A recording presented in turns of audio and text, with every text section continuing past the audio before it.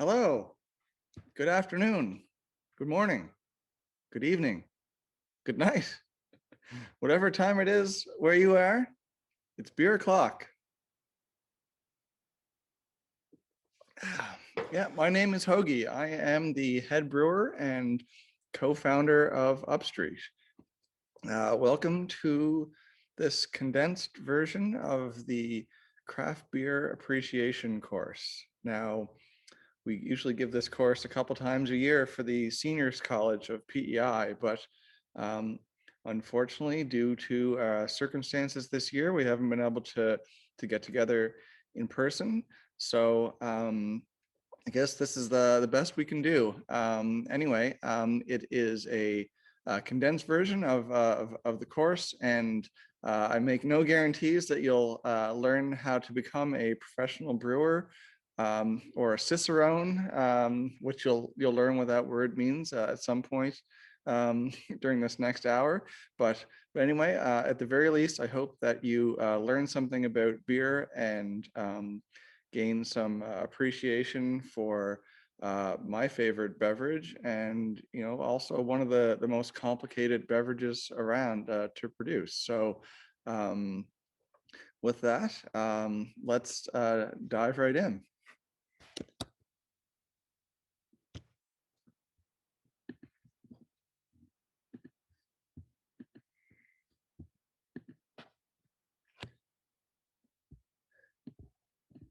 Okay.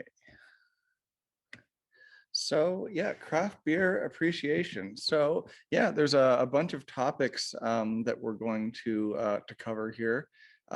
So normally, yeah, like I said, these are almost a 3-hour course on each of these topics. With some beer breaks and some trivia and some good discussion and all that. But yeah, anyway, at any point, you can pause the video and get yourself a fresh beer. Yeah, it's meant to be beers meant to be enjoyed with a beer, I guess we'll say. So yeah, our topics are the history of beer according to me, beer ingredients, styles of beer, the brewing process itself, the Cicerone program, some information on draft systems and how we pour beer, then glassware, some sales and marketing of craft beer, and then we'll kind of conclude with a beer tasting and how to, what you should be thinking about maybe if you want to critically taste a beer. Great. So early beer history. So a few notable things here, again, according to me. So the hymn to Ninkasi. So Ninkasi is the Egyptian goddess of beer, and they've discovered this the hymn to Ninkasi poem, which is from 4000 BC, and it is an ode to the goddess of beer and also how they make beer. So a profound appreciation for the grains that they use and the different herbs and spices and whatnot that went into the beer. But yeah, if you followed along and paid attention closely, you could probably make a batch of beer by reading that poem. So yeah, Google it and check it out. It's pretty cool. Also want to mention St. Arnold from 1880, and he's credited, with saving some people from the plague that was going around Belgium and Europe. Maybe didn't save everyone, but saved some. So he encouraged the people to drink beer, not water. I can't disagree with that.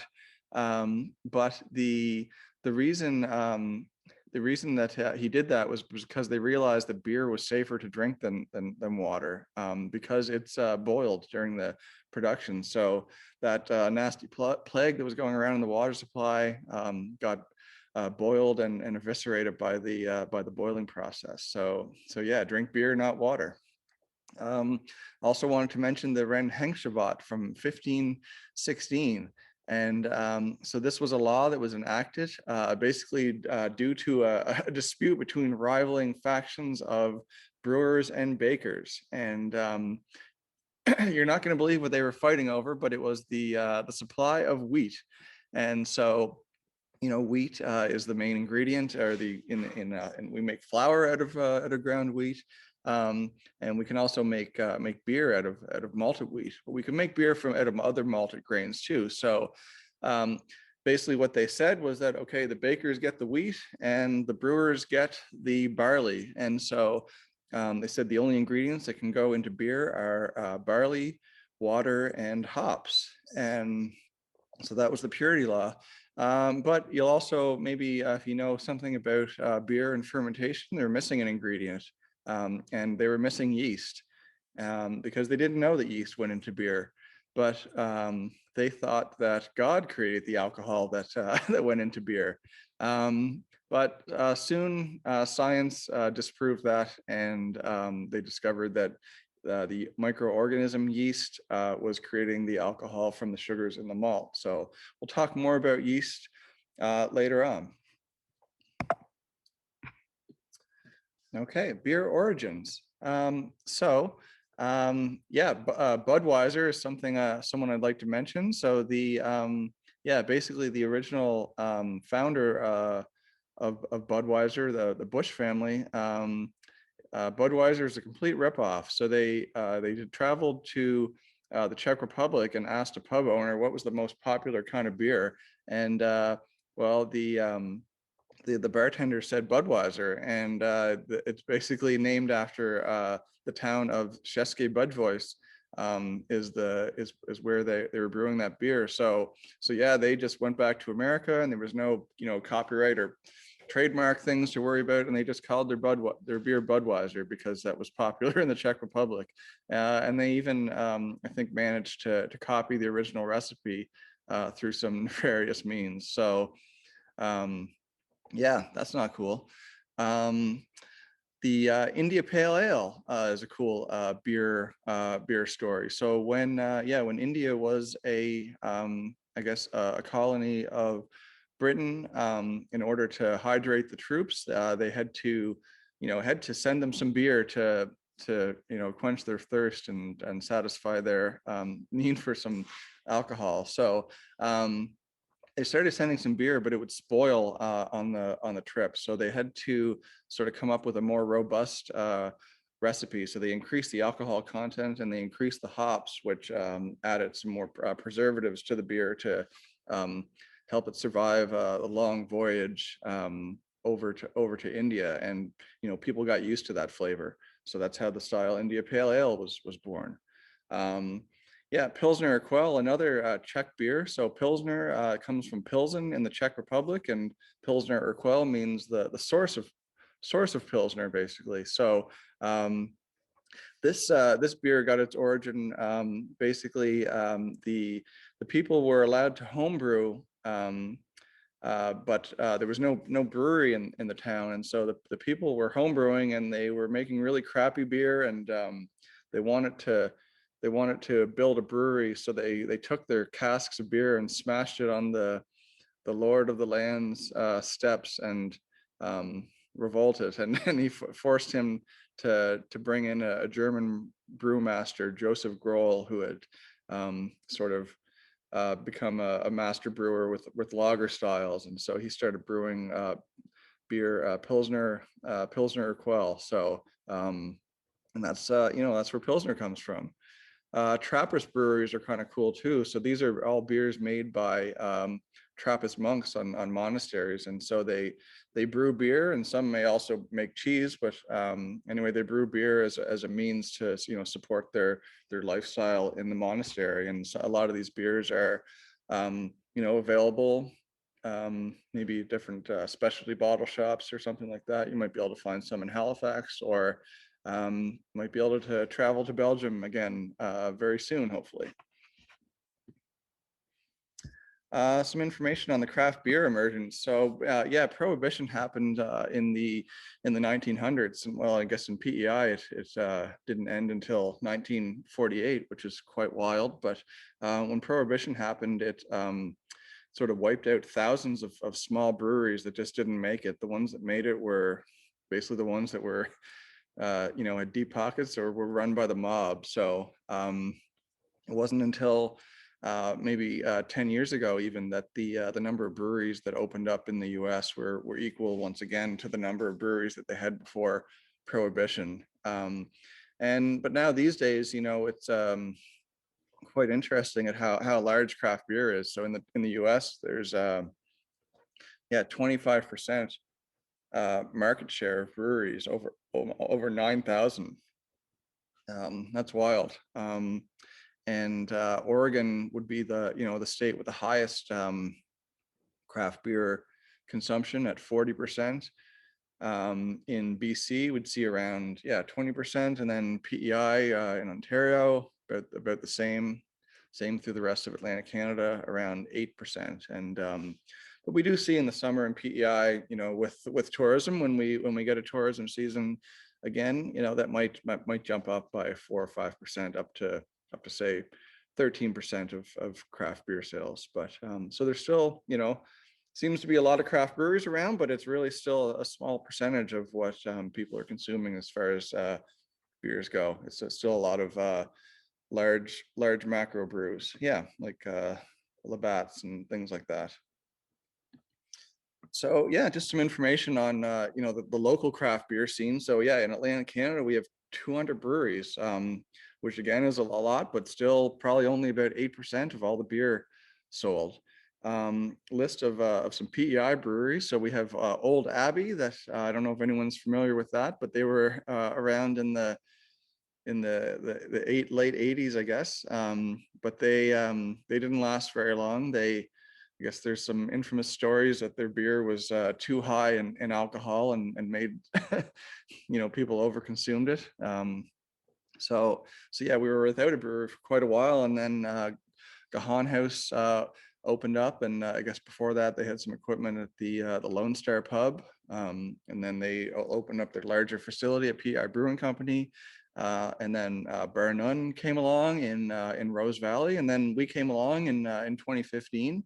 And then since then, there's been 2 or 3 breweries opening up every year. So we have now Moth Lane, Copper Bottom, Evermore, Bogside, Lone Oak, and PEI's newest brewery, Village Green in Cornwall. So I encourage everyone to check those breweries out. We're all friends here, that's for sure.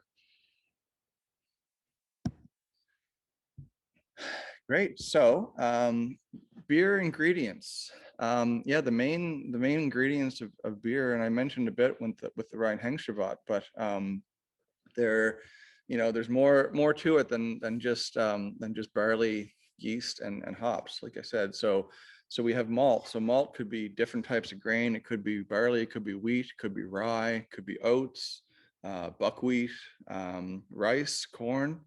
Then we have hops, so they're the spice of beer, that add some different flavors that we'll talk about in a second. Yeast, so that's what that basically creates the alcohol, but it adds other flavors too, which we'll talk about. Then adjuncts are kind of anything that doesn't really fall into malt or hops, I guess, that can add might add some sugar, it might add some spice or other flavors, just sort of enhance your recipe.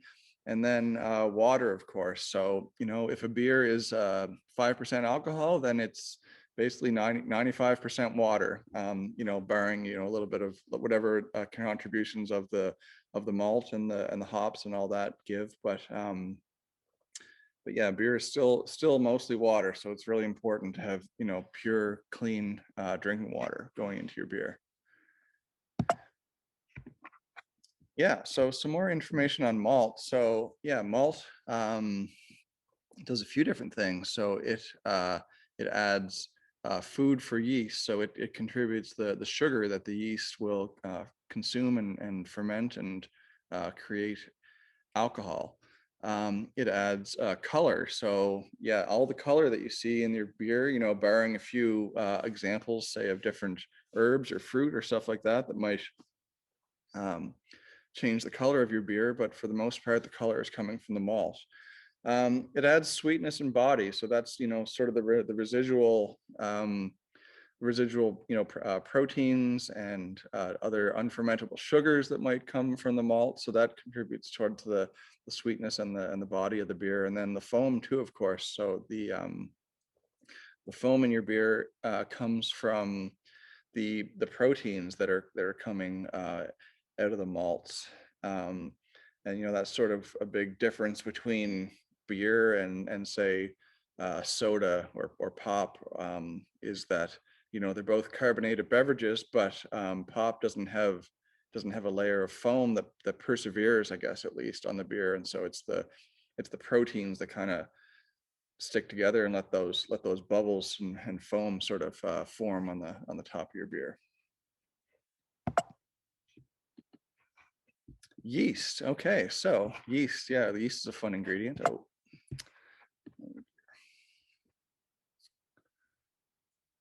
Yeah, so yeast. Yeah, yeast is a fun ingredient.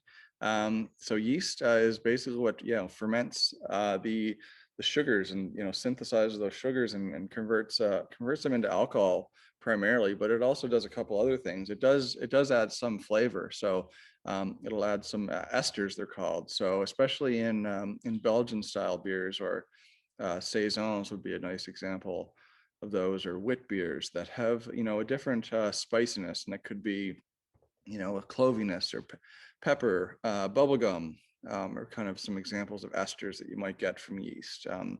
And then it also the yeast also creates some CO2 from consuming the sugars. And so in a brewery setting or in a homebrew setting, that's what creates the bubbling that happens coming out of the vat into your airlock. The bubbling is the CO2 getting released through the fermentation. And there's two main categories, I guess we'll say, of yeast. There's ale yeast and there's lager yeast. And so an ale yeast would be top fermenting, and it's sort of more active at warm temperatures, just around room temperatures. You can get some yeast that might ferment up to 30 degrees or even higher now these days, but the common range would be 18 to 25, we'll say, Celsius. And then the other type of yeast is lager yeast, and so that's a bottom fermenting yeast, and it's fermented colder, and it could be down to even 4 to 6 degrees, all the way up to 16 or 18 degrees. But the typical temperature would be in that 9 to 12 kind of a range. And yeah, it's because it's at a lower temperature, it's it's a little bit slower to consume those sugars and produce the alcohol, and that leads to a bit of a smoother, more clean and crisp kind of flavor in the beers, as opposed to ales that have a little bit more fruity, I guess. Yeah.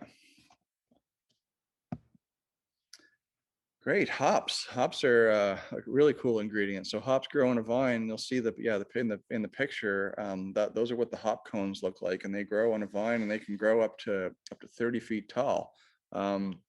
This summer, if you're traveling on the 48 road, you might be able to visit the Island Hop Company, our new hop farm on PEI, and get a sense of what they're doing there. And they have a set of telephone poles and wire that the hops are going to grow up, and by August it should be really full of really cool looking vines. So yeah, I definitely encourage you to go check that out.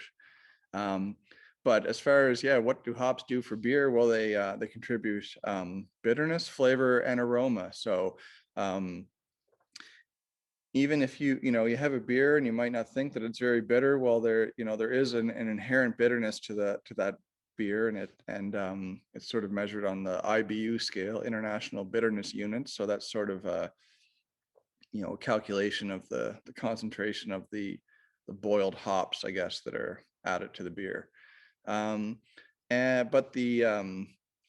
the longer you boil hops for, the more bitter they become. But if you just sort of add them at the end of the boil, say kind of steep like a tea, or if you add them at room temperature, then you can sort of pull out some more volatile flavors that get boiled off with your bittering hop additions. And so some of those flavors, could be characterized by, citrus or fruit, different types of fruit, floral, herbaceous flavors, different spicy flavors. So yeah, hops really are the seasoning that that enhance your beer.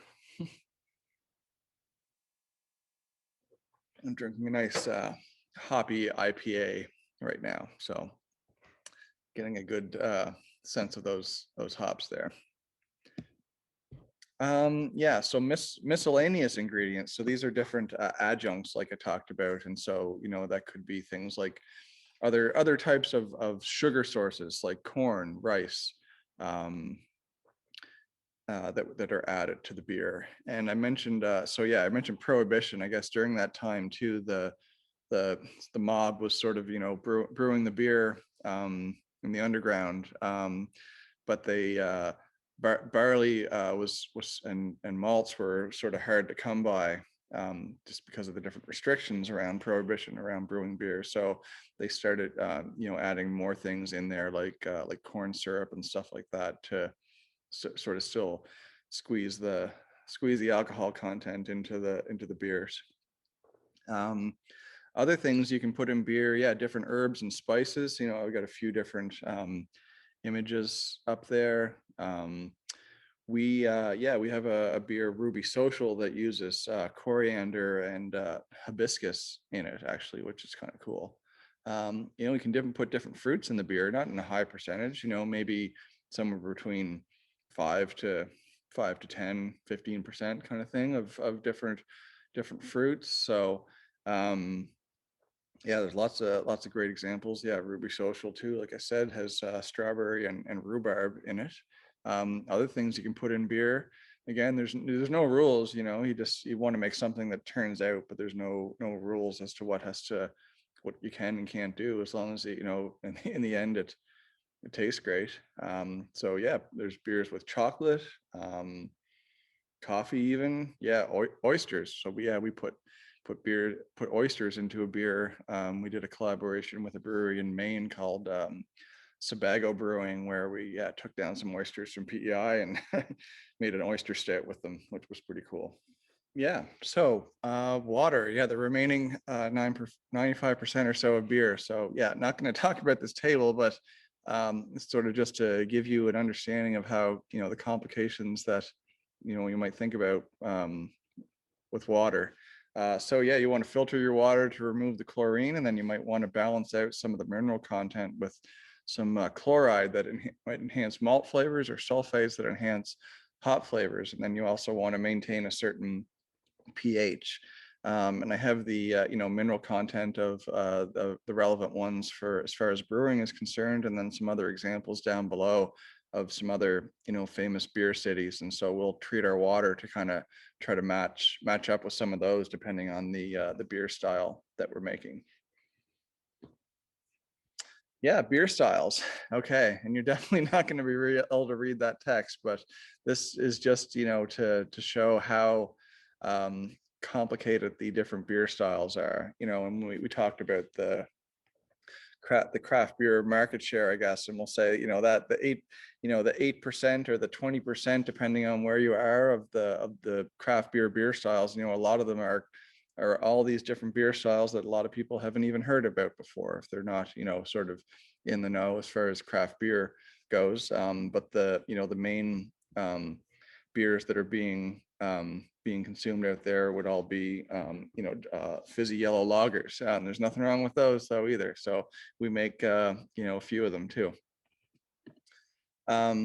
But yeah, just to show you some of the beer styles. So there's about 120 different beer styles as defined by the BJCP. So they're the Beer Judge Certification Program, and yeah, I'd encourage you to look that up. But we see American light lager and light lager up here as being the most common beer styles, but then there's all these other ones that are here. So yeah, different stouts, or all kinds of different IPAs and everything. So it's quite amazing the different beer styles out there that exist.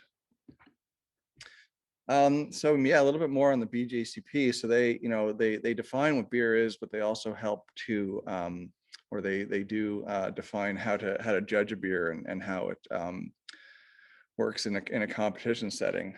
You know, sort of as an aside, if you're traveling to a brew pub or something like that, and you see, okay, well, they have a gold medal winning Russian Imperial Stout on tap, and you're like, oh well, that must be a really great beer if it won a gold medal. Well, if you don't know what a Russian Imperial Stout is, well, it's a 9 or 10% heavy dark stout and even though if it won a gold medal, you might try that and think that it's completely disgusting. So it's important to know the beer style that you're going to drink. But it's great that it won a gold medal, but you should probably pick your beers that you're going to consume.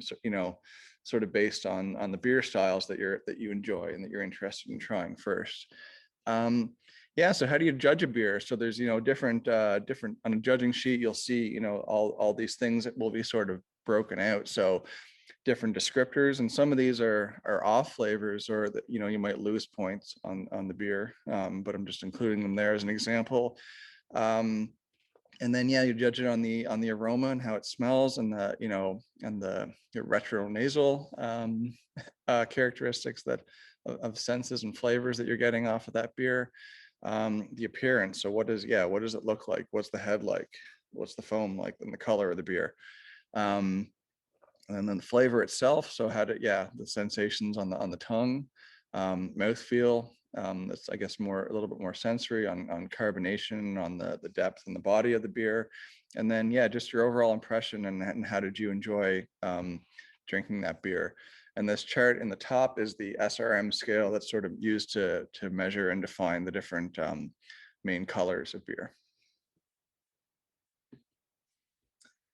Yeah, so just again, we're not going to cover all the beer styles, but I thought I would just go through a couple different examples. So I mentioned lagers. So like American lagers would be our most popular kind of beer style that's consumed over here. But then there's also European style lagers, and so I guess the difference would be the Euro lagers would typically have a little bit more malt sweetness. So those American lagers would use different adjuncts like corn or rice, for example, along with some barley and lower hop levels, whereas European lagers would be all malt for sure, and then also maybe a little bit more hops, a little bit more bitterness, and full bodied and full flavored.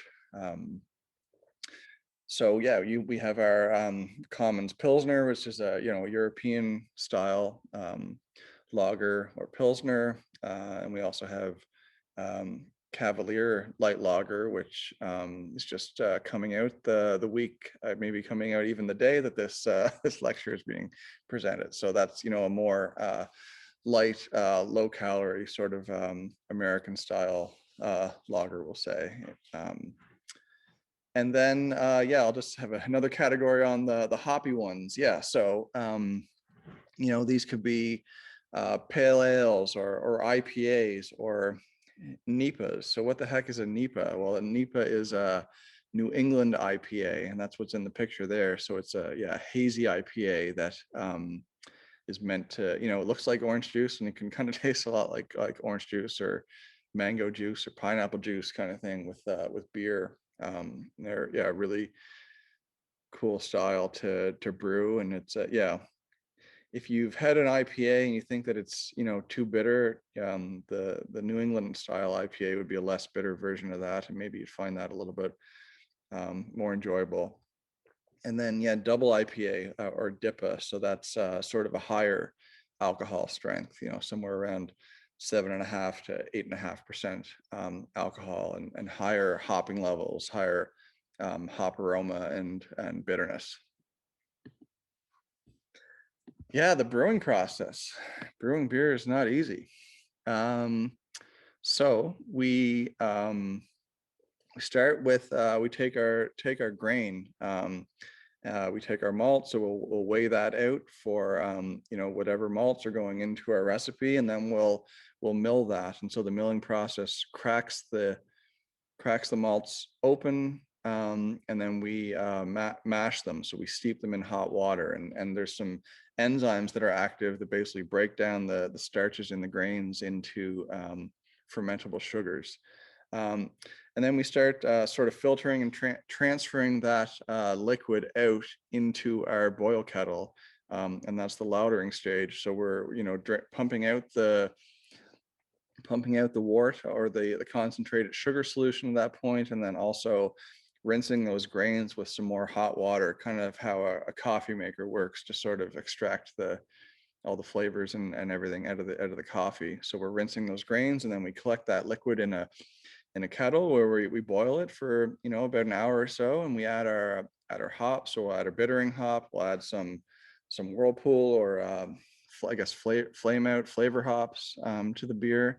And then we whirlpool that basically sort of separates the hops and the proteins and things like that have gathered in the wort, and let those settle to the bottom, and we just sort of transfer the sort of the clear liquid out. And then we transfer that into a fermenting vessel. And again, if you've done any home brewing, the fermenting vessel is a bucket or a carboy, but here it's stainless steel tanks.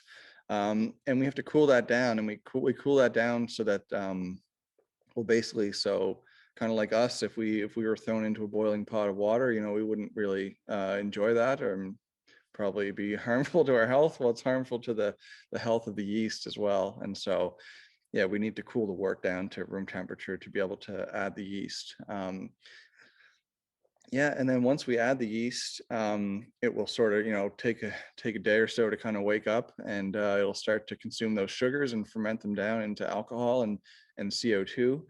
And then depending on whether it's an ale or a lager yeast, it could take anywhere from 5 to 12 days kind of thing for all those alcohols and the conditioning to be done.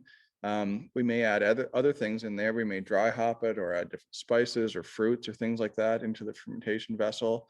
But once all those things are added and the beer is kind of done, then we'll cool it down and transfer it into a bright tank where it gets carbonated. So yeah, the beer is still, once it's in the fermenter at the end of the fermentation, I guess it's still kind of flat and warm. So that's not really how we like to drink our beer. We like to drink it cold and crisp and carbonated. So yeah, we'll cool it down and add CO2 into the beer. And then once that has all been dissolved into the beer, and it's passes our quality control, then we can package it. So we'll put it into kegs or cans or bottles. We don't do as much bottling these days, but it's cans are a big thing. And yeah, then we'll send it out to the tap room or to liquor stores and our other customers for you to enjoy. So yeah, it takes about a day to make that wort, and then it's almost 2.5 or 3 weeks from that brew day to when the beer's actually out the door and into those cans.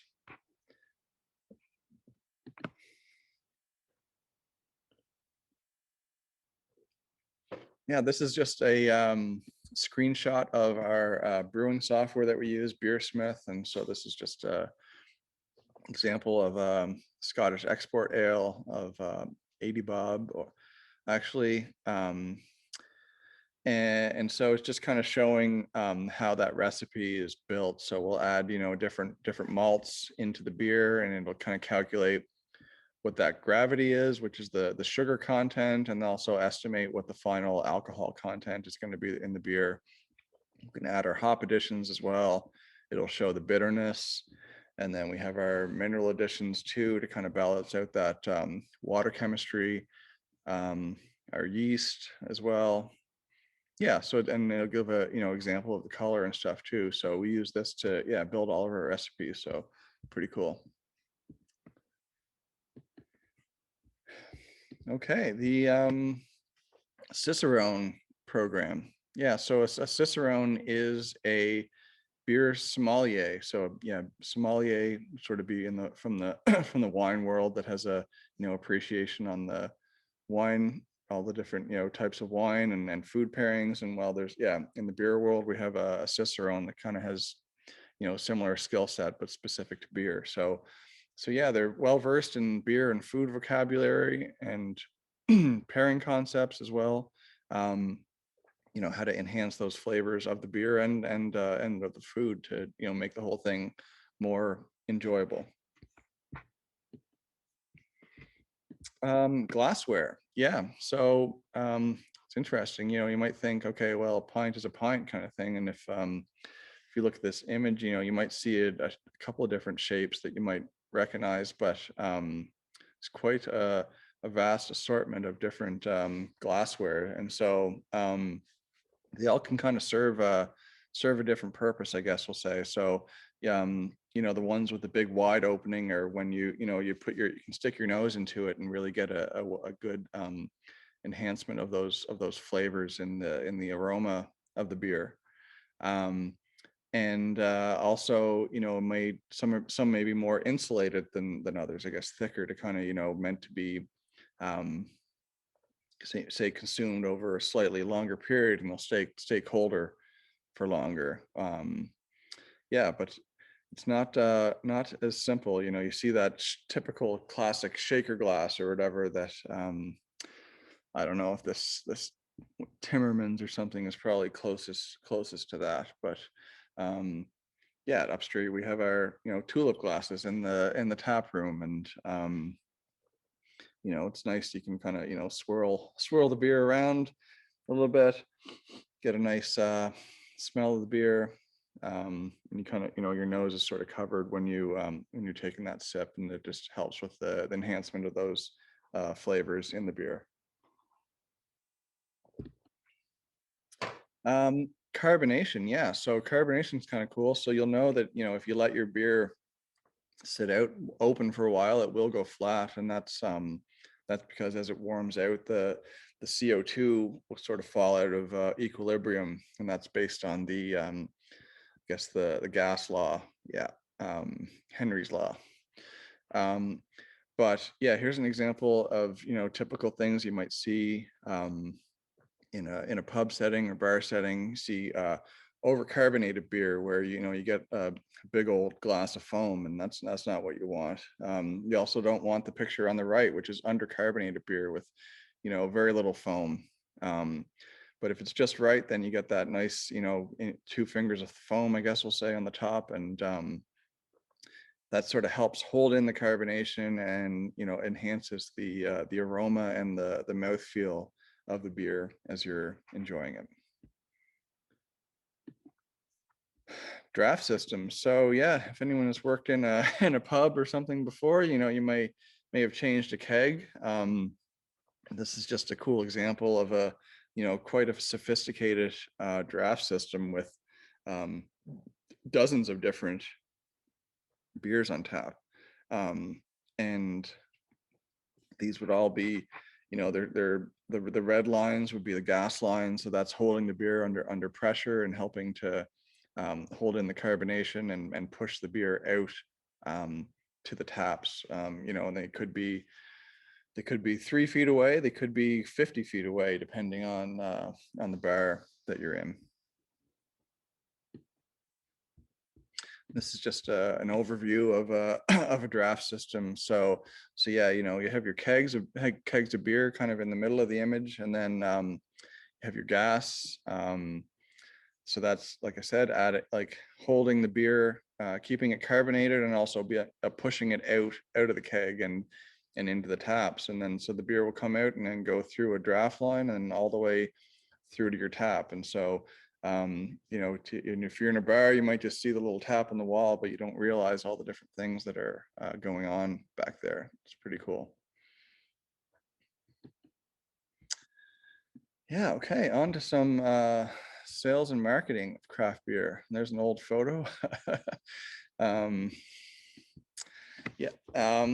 So craft beer versus big beer sales, and so in craft beer, we really try to focus on the product and the experience of enjoying the beer, and we try to support other local businesses through, whether it's through ingredients or different suppliers or whatever with our beer. We try to provide a personal touch with our customer service, and more tailored beer styles, more interesting beer styles as well. Whereas like big beer might big budget, sort of heavily focused on the marketing and not necessarily on the on the flavors and the quality of the beer. They'll do different things like kickbacks and prizes and incentives to that these big breweries with deep pockets and stuff like that, the craft breweries can't really compete with. But just to kind of give you a sense of that, and it's that's their prerogative, and we have our business too.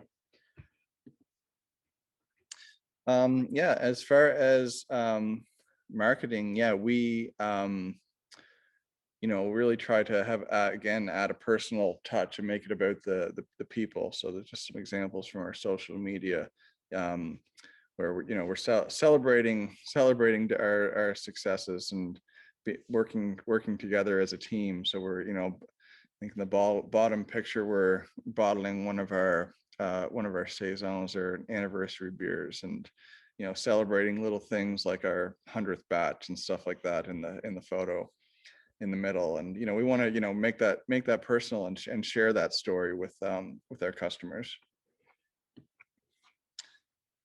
Yeah, supporting our community is also really important to us, and so we do lots of fun different projects throughout the year. We'll do food drives. We sponsored a music tour. We'll have gift wrapping in the tap room. Our Rain Brew Pride beer that we do every year is another really fun way. It's a fun beer to brew, and it's also a cool collaboration that we're involved with in our community. We also have our artist residency program that's unfortunately on hold this year, but we'll be able to get back to that next year, where we bring an artist in for about a month, and they'll get to work on an art project, but also collaborate with me on making a beer, and we'll release that at the end of their residency. B Corp certification. So yeah, B Corp is basically a different way, I guess, to certify a business, and it means it's a benefit corporation, I guess is what it stands for. And compared to the traditional model of providing value for shareholders, we try to provide value for all the stakeholders in our business. And so our stakeholders could be our the community as a whole and our customers, and but also our staff and our suppliers and the environment as well. And so we try to take a holistic approach to that. And of course the business, we want to be profitable as well, but that's not the only thing that matters, I guess we'll say. Yeah, and so it is a process that we go through every few years to try to recertify our status, and I guess I think we're going through that right now. So fingers crossed that we get to keep that, but I'm sure we do, because we're it's really important to us, and it's just sort of part of our business, that being part of our identity, I guess, B Corp. Yeah, so where do we go from here? We talked a lot about different, not a lot, but not as much as we would in the other course. We'll go through 6 hours, I guess, 2 different weeks on beer styles, but we didn't really cover a whole lot of beer styles here today. But yeah, some of the the growth that we're seeing in beer is we're always looking outside of PEI as well, and we're looking to across Canada or across the US and things like that are happening with beverages. And we want to stay on top of the new trends, and get inspired by them to create products and beverages that aren't available here for our local market. So some things that we're working on, you know, are different low calorie beers. So last year we had Limelight Lager, which, you know, 4%, under 100 calories in a can, which is pretty cool. And yeah, this year we have Cavalier Light Lager as well that'll be out next week, and a low calorie sour plum beer as well called Go Go Goza, which was kind of fun to come up with that recipe. Other things that we're doing, you know, non-beer stuff too. So we're doing vodka seltzers. So we have our Rewind line of vodka seltzers, up to 6 different flavors with those now. And then we also have non-alcoholic beer.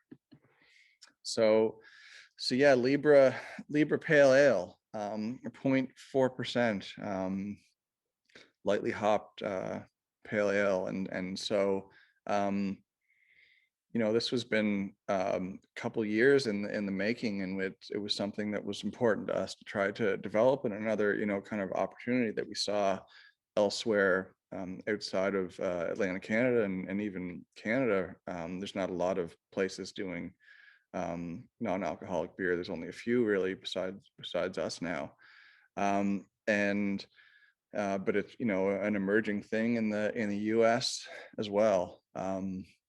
So yeah, we have you know, tried to create a beer, and it's brewed the same through that same brewing process that we talked about before, but it still has malt and hops and yeast and water too, of course, in it, just even more water, I guess we'll say. But we tried to sort of, you know, give it as much flavor as possible and brew it like a real craft beer. And, you know, now there's only 30 calories. There's a lot of calories in alcohol, but we got this down to 30 calories and still had, you know, have some nice flavor in there. And yeah, we're getting a lot of attention with this beer, and, you know, hopefully we'll be able to, you know, continue to sell it, you know, locally and across Canada, maybe even into the US.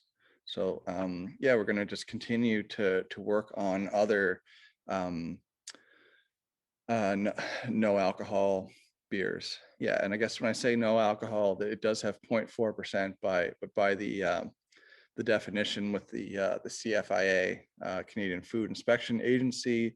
Yeah, we can still have 0.4% alcohol in there.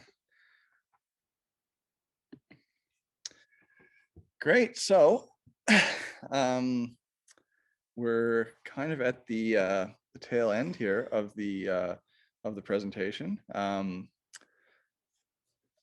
So yeah, I thought we would go through a bit of a beer tasting.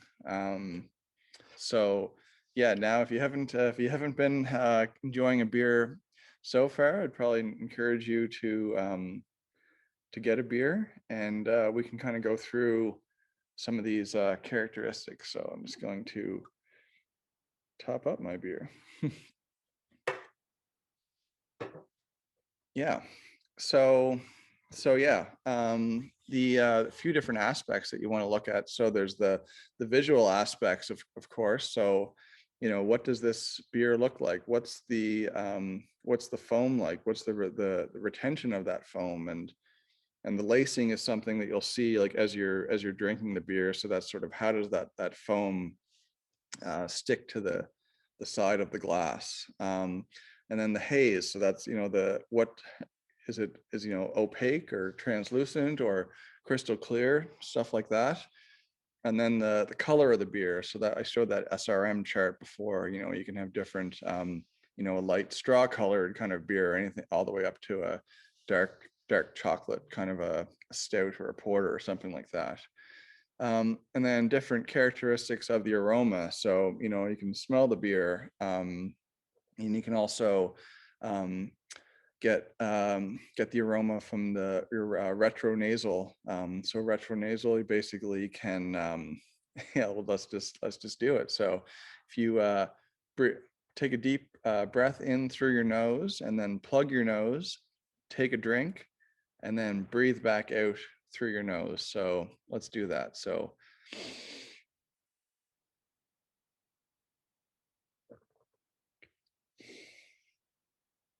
yeah, it's kind of cool. So you get a whole more aroma and flavors of the beer.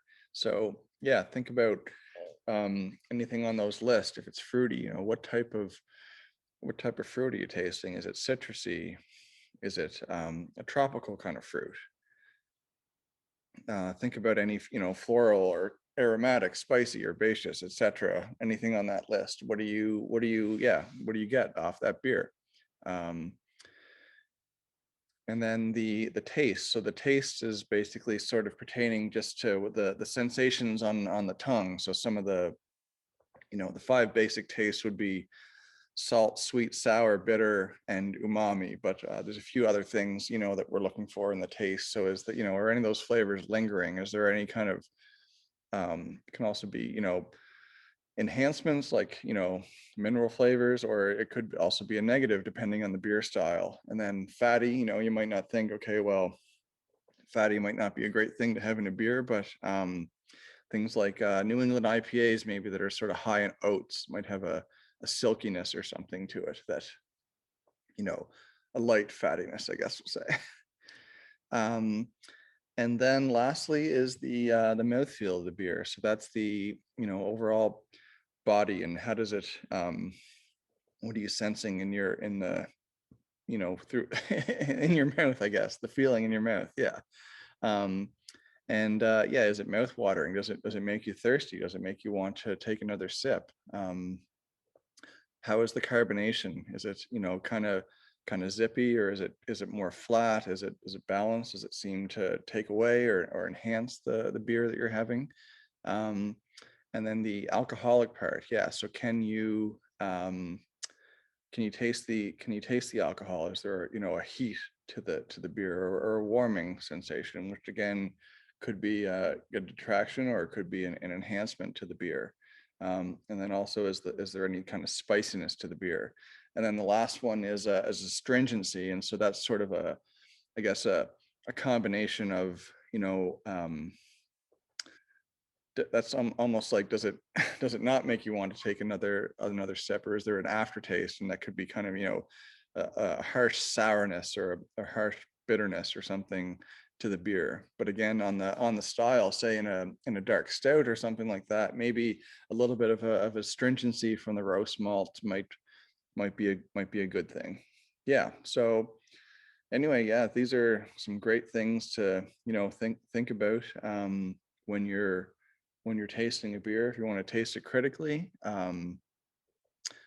But you know, it's a beer it's also great to just, you know, not think about it, and just sit back and enjoy the beer, and enjoy the place that you're having the beer in, and whatever, you know, the people that you're with.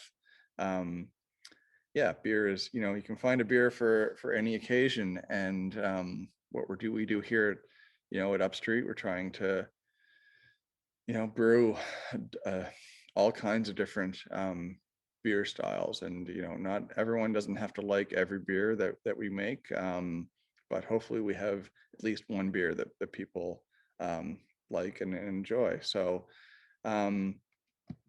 yeah, so with that, we'll wrap it up. And yeah, thanks very much for joining me on this craft beer appreciation presentation. I hope that you did learn something from it. And like I said, if you want, yeah, if you want to email me and let me know what you thought of it, or if you have any questions or anything else you want to know about beer, you can, you know, feel free to reach out to me. And my email is Hogie, HOGIE @upstreet.ca. Great. Thanks very much. And yeah, hopefully we'll see you soon.